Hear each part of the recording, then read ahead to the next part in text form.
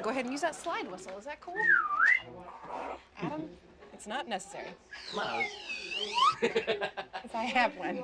Don't exhaust yourself, Adam. I've got this. Adam Cayton-Holland! Hello, everybody. I don't like when you have a beard and you go in to get a haircut. Nobody knows what to do with the distribution of hair around the head. So I always wind up getting these hatchet jobs that I have right now. I feel like I look like a soldier who's just starting to question the war. It's like, what were we doing over there in the first place? Oil. You're being a real asshole. This is what happens when you do a pun with that. Ow! My father and I, back when I was in college, we engaged in a really misguided attempt at father-son bonding. We decided, hey, we're both a couple of cool cats. We should smoke some weed together. So we went on a camping trip and went off for a hike. We came back, we made a campfire, and we smoked some weed. And true story, we got so paranoid, we'd left the campsite and stayed in a hotel. Came back the next morning, very silently, shamefully put everything away. Year after that, though, we came back and we camped with confidence because we were on cocaine by then. I was like speed organizing firewood. My dad skipped a stone 13 times in a row. I was like, do it again! Do it again! I love camping. We should always be camping. How come we're always not camping? Year after that, we didn't even make plans to go camping. We just ran into each other in the woods. Stuff will mess up your life, guys. When I was a little kid, I'd always be like, hey, Dad, I'm bored. And he'd go, you're boring. Shut me right up every single time. If anybody in this room is a parent, take that little gem, use it with your kid. Next time they say they're bored, tell them they're boring, cue their first existential crisis.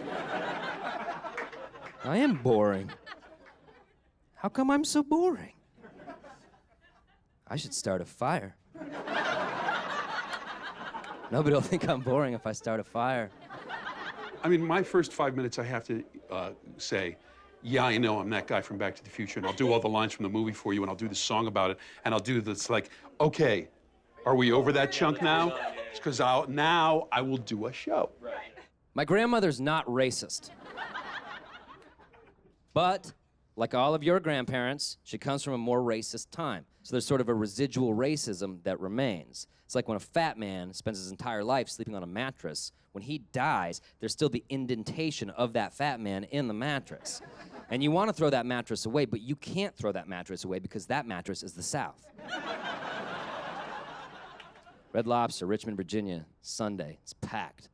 My grandma and I are watching as bus after bus and van after van of post-churchgoers are pouring into this Red Lobster, and by and large, most of them happen to be black Southern Baptists. And all of a sudden, my grandma blurts out, she goes, it must be Black Week at Red Lobster. I was like, Grandma, what did you just say? And she's like, it's true, look how many of them there are.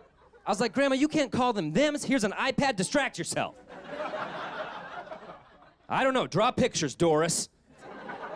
But God help her, you guys, she suffers from dementia. She's actually senile. So every 2 minutes, she has this realization again, as if for the first time, and she just keeps blurting out, it must be Black Week at Red Lobster. Adam, I think it's probably Black Week at Red Lobster. I was like, Grandma, shut the f up. And finally, we got sat, and I asked the hostess, I was like, is it always this crowded at this Red Lobster? And she was like, only during Black Week. And I was like, ah.